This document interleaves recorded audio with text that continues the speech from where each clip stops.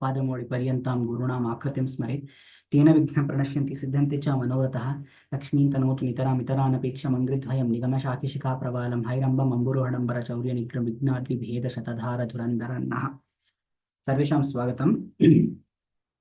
This is the positive psychology session for the sixth shloka.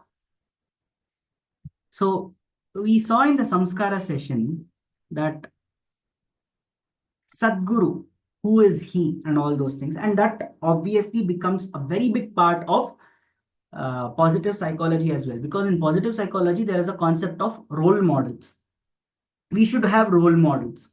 It should not become a mimicking of sort, but a role model is extremely important, because one, practically speaking, in any path that we are going, knowing that a person has already walked that path is a comfort zone. We know what kind of uncertainties he experienced. Therefore, it gives us some comfort that we too can be prepared. So this is one of the reasons. But apart from that, a role model is extremely important for us. And in this, a role model can be anyone. In terms of positive psychology, the three biggest role models are parent, teachers, and siblings. So why we need role models? Basically because at any point of time, they become mentors, they become heroes, they become our cheerleaders in a way, motivators, that is, and there are different ways where we react to a person. That is, when I'm doing something, when there is less scrutiny and everybody accepts it as it is. That is, I won a competition and I have something and I've already won 2 3 competitions. So parents start feeling a little they would react a little less. Probably they may not show it, but then if I'm an excelling child, then they would be very happy about it. But their normal, what happens is that it reaches a certain level where from an average build, from an average intellect, excelling would go up, and then that would frame one more base. So what happens? Getting a particular, getting some particular awards or getting rewards, whatever at that point of time, it starts to become normal for parents, and therefore what happens? They will also start to react less and less.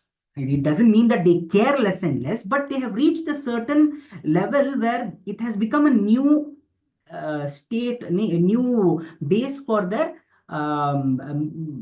assessing your achievement. So what happens is that motivation comes down where appreciation goes down, motivation comes down, or expression of that appreciation goes down. It may happen. Siblings too, yes, at times they're very unpredictable, so cannot say anything about that. They too are appreciative. When we talk about teachers, however, they work in two ways. Talking about teachers in particular, because we spoke about Sadhguru. So teachers in two ways they work. That is, one, they appreciate whatever you've got, but they don't say that that is the greatest achievement.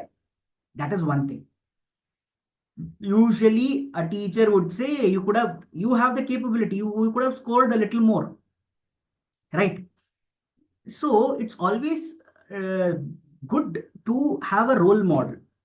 I'm not saying that a person must be a teacher only. Those are the three kinds of role model that is usually taken into consideration. But a role model can also be a person who you have not met, like Dr. Kalam or Mr. Ratan Tata. There are so many people who have inspired masses. So these people become role models. And how are they important? Because any task involves a struggle. Whether we want to break into a new stream, a new field, whether we are pursuing something that is a very tough task. So it requires certain struggle where we have to prove ourselves. But while we are trying, there is no constant appraisal of that happening, because when I am, let us say, struggling to be an actor, which is one of the biggest struggle fields, as has been described.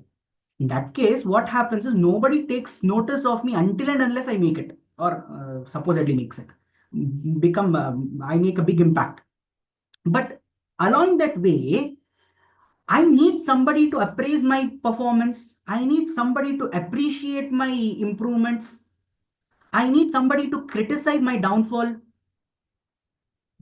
So all these things happens when we have role models. Even if I have not met that role model, even if I am not personally in touch with that role model, that person having been a role model will keep us, will give us a reminder that challenges will come and then they have been excelled. So therefore, a role model becomes extremely important. It can be a guru, it can be anybody there. When we are adopting one role model, one thing that we need to understand is that his life is not, it should be an inspiration to us, but it is not a subject of judgment. This is an extremely important thing. Why a guru did whatever he did is not up to us to judge. This is an extremely important thing. He had his life, he lived his experiences. So we should not say, okay, why did that person do this? Why did this person do that? It was his life, he had his circumstance, he had his experiences. I can have my opinion. Yes, absolutely. I can approve or disapprove of that, which means there is no place for that particular thing in within my life. That can be set. That principle can be set. But to say what that person did something wrong, why, how can we accept advice from that person when we have already decided that his philosophy can be wrong? So these are two very important things. Nobody is saying that we shouldn't question a guru. No. His personal conduct is something that we cannot judge. This is an extremely important thing. Like when I spoke about the story of Guru Nanak, obviously to understand why he gave that, why he said those words about the two different villages, his devotees had to question him. What was the intention? So that questioning is fine, but the question must not be, must not have a premise of a judgment. Why is he doing like that? That is not the point. Because we have come to that person to understand something that we don't know. So therefore, judgment must be given up. Questioning is good, but without judgment. That is the most important thing. So when we approach a role model must also, it is not bad to treat anyone as a role model. Let that person become a role model for something that he has excelled. Let that person start, um, let that person, whatever he has done, let the good thing, positive thing, let that inspire me. There is no need for me to be, there is no need for me to say that Ravana was a bad person when he was a Chaturvedi, when he was Parangata in all the four Vedas. But I'm not going to defend or judge any of his decisions. Whatever his decision is, he has suffered his fate. He has actually suffered his fate. Why am I making a postmortem analysis of that? If I need to understand anything from Ravana, it is that he had knowledge. He had knowledge, but he couldn't put it to good use. This is a takeaway. So he can actually be helpful for us. I'm giving an example of the ultimate extreme where a negative personality can also be considered for something, for developing a positive personality. But we have a huge number of personalities where we can adopt many good practices from them. So the role models have give us that. First of all, they give us the motivation to go on. So this is one of the most important thing. So this is one of the takeaways in Sri Rama Gita as well, where despite the questioning of Saumitri, he has already agreed, or he has already considered Rama as his role model. Therefore, that questioning has come, but that questioning is without judgment. That is one thing. The other one is active listening. What is this active listening? It is not just listening to a person and then shaking your head. No, it is going beyond the normal questions, mundane questions, and then understanding where that question is coming from, or from what experience has that question evolved. So this, when we say Shrutva Saumitri Vachokilantada, Vachaha Akilantada, then he started saying, all he listened to him completely. So this active listening is a very um, waning trait in the current generation, where we are multitasking. We are looking at a phone when we are eating, also when we are doing something, also we are looking at shorts. We are not there. Even if there's something good happening in our phones, we are not there 100%. We may appreciate it by giving it a like. We may appreciate it by subscribing, but that doesn't make any sense until and unless, if there is a good thing, if we adopt it. That is the unless we adopt something good in our life, inculcate it, react to it. Until that happens, we are not listening actively. Therefore, active listening is a very rare trait nowadays. Trait nowadays. So that we have to cultivate. How do we cultivate? We will listen to satsangs. Satsangs can help, because there is a person going on. He is not wasting his breath. He is not wasting his breath. He is giving the knowledge. It is up to us how much of that knowledge we are using, we are inculcating. So the person who sits for a lecture, it is not his job. It is not his job to make you understand, but yet he does it because he feels it is for a better tomorrow. There's another story, I think, of um, ex Chief Justice Mr. Santosh Hegde. So he recounts a story where he had to go and give ex Chief Justice of Supreme Court. He had to go to some place to deliver a lecture, and he had missed his uh, bus or public transport, whichever he's going through. But then, just so he doesn't miss the lecture, he traveled, taking a longer route and inconveniencing himself, and then he still gave the lecture on time. And asked why, what motivated him, he said the most, he gave the simplest answer. He said, the coming generation can give a reason saying that our elders did not teach us. They should not give such a reason. I'm still giving my experience to them. It is up to them to use it. So just so they don't blame their elders saying that you didn't give us this jnana, I'm taking that pain and I'm giving that lecture to them. So he is not skimping. He is doing whatever is required.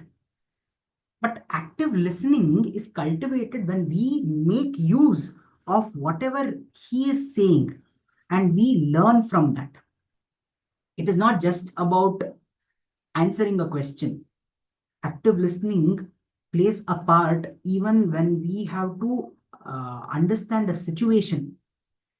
We cannot assess a situation, even though it has nothing to do with me.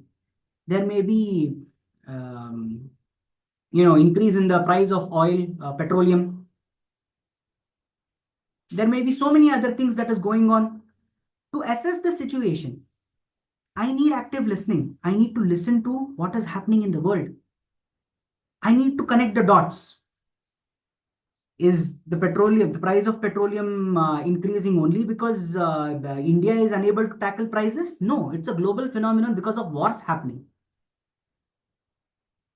And how is any person able to respond to that? The obvious mechanism that is in place, that is the government, whatever they do, the monetary policy, that is with respect to normal price rise.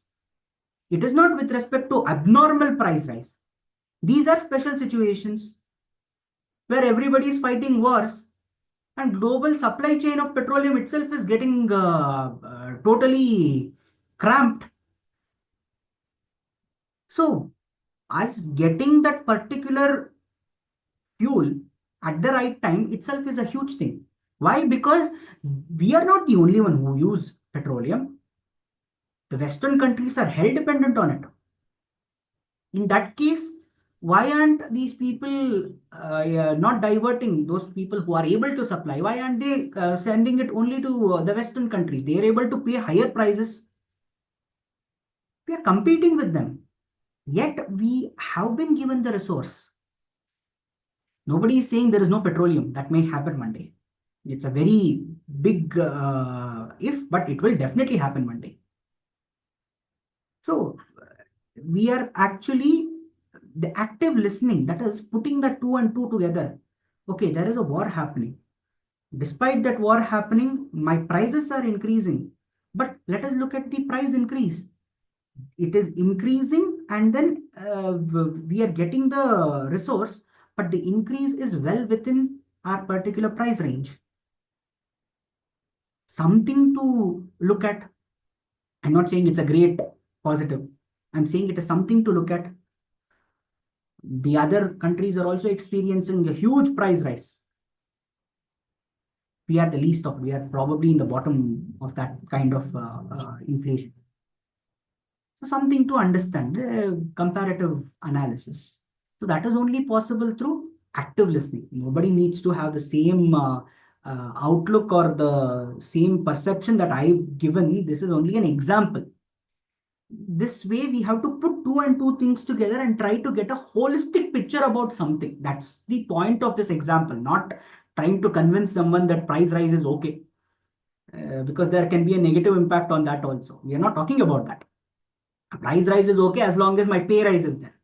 So that is also there. Nobody is justifying price rise. But understanding that particular phenomenon doesn't stop at taking the direct data that is given to us. It requires us to take data from somewhere else and put it together. That requires active listening skills that should be cultivated. So this active listening is not a direct part of positive psychology. It's part of communication, but it is a very important part that can lend to a positive understanding, holistic understanding of a particular subject. Therefore, it does play a very huge role in cultivating a positive attitude. So with this particular verse has two important things. One is the role model. First, finding out a role model, taking the positives from that person, and then trying to we talked about positive symbolism, making him a positive symbol whenever we see him, feeling good about that. So making him that positive symbol, that is the reason we need a role model. That and active listening, so that we don't become ignorant. Because one other thing that we talked about in this particular in the previous shloka is getting rid of ignorance. So getting rid of ignorance is only possible through this active listening. So with this, we end the positive psychology session. स्वस्ति प्रजाभ्यः प्रतिपालयन्तां न्यायेन मार्गेण मही महिषा गोब्राह्मणेभ्यो शुभमस्तु नित्यं लोकाः समस्ताः सुखिनो भवन्तु कायेन वाचा मनसेन्द्रियैर्वा बुद्ध्यात्मना वा प्रकृते स्वभावात् करोमि यत् सकलं परस्मै नारायणायेति समर्पयामि।